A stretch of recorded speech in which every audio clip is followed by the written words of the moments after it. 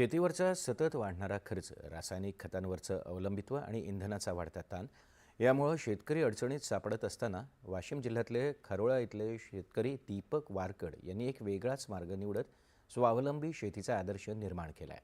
पाहूया त्याचाच वृत्तांत. दीपक वारकड यांच्या शेतात सुमारे 20 जनावरं असून त्यापासून मिळणाऱ्या शेणाचा योग्य वापर केला जातो. गोबर गॅस प्रकल्पामुळे घरगुती इंधनाची गरज पूर्ण होत असून इंधन खर्चातही मोठी बचत झाली आहे. बायोगॅसमधून तयार होणाऱ्या स्लरीचा वापर करून सेंद्रिय कंपोस्ट खत तयार केलं जातं. या खतामुळे जमिनीची सुपीकता वाढली असून रासायनिक खतांचा वापर पूर्णपणे टाळण्यात आला आहे. नैसर्गिक शेतीसाठी त्यांनी जीवामृत, गांडूळ अर्क यासारख्या सेंद्रिय निविष्ठांचा वापर सुरू केला आहे. तसंच आधुनिक तंत्रज्ञानाच्या साहाय्यानं ठिबक सिंचनाद्वारे पिकांना आवश्यक अन्नद्रव्य दिली जातात. त्यांच्या शेतात अनेक शेतकरी, विद्यार्थी आणि प्रशिक्षणार्थी भेट देऊन या प्रयोगशील शेतीचा अभ्यास करत आहेत. सर्व पिकं आम्ही भाजीपाला, फळं सर्वच फळझाडाची लागवड बी शेतात केलेली आहे आणि सर्व झाडांना आम्ही जे निविष्ठा वापरतो ते सर्व घरीच शेतावरच बनवून सर्व ऑर्गॅनिक पद्धतीनेच बनवून सर्व पिकाला आम्ही वापरतो. आता 2 वर्ष झाले आम्ही एक गोबर गॅस लावलेला आहे शेतामध्ये, की जे काय आमच्या 20-25 जनावर आहेत, तर त्याच्यापासून जे गोबर शेण निघते, तर त्याच्यापासून आम्हाला जे गोबर गॅस लावलेला आहे, तर त्याच्यातली शेण वगैरे आम्ही वापरून त्याचा गॅस, जे की सकाळ आणि संध्याकाळ आम्हाला सर्व वापरण्यासाठी स्वयंपाक पाणी जे काय आम्हाला वापरायला लागते, ते म्हणजे गॅसची गरजच भासत नाही.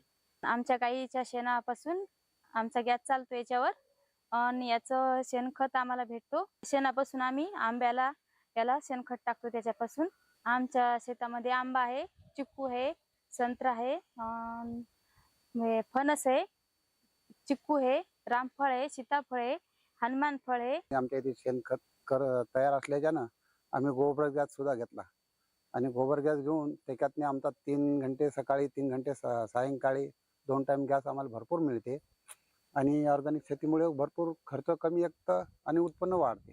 दुसरा इतर खर्च कोणता नाही. अलीकडेच महाराष्ट्र शासनाच्या कृषी विभागाकडून त्यांना आदर्श शेती पुरस्कार देऊन गौरवण्यात आला आहे.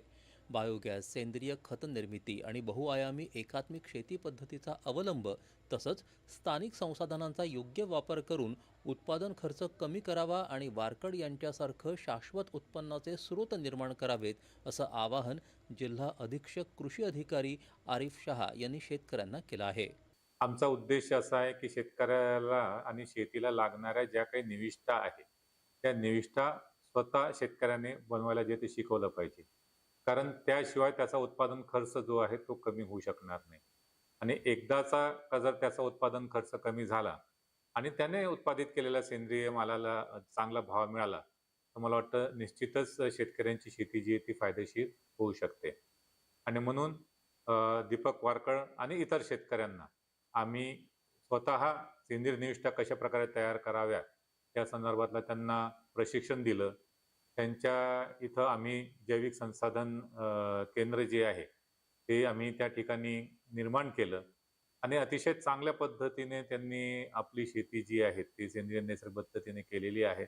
कमी खर्चात उपलब्ध संसाधनांचा वापर करून दीपक वारकड यांच्यासारखी बहुआयामी शेती केल्यास खऱ्या अर्थानं शेतकऱ्यांचं जीवनमान उंचावेल, यात शंकाच नाही. दूरदर्शन बातम्यांसाठी रामदास धनगर, वाशिम. आता राज्याच्या विविध जिल्ह्यांमधल्या ठळक घडामोडी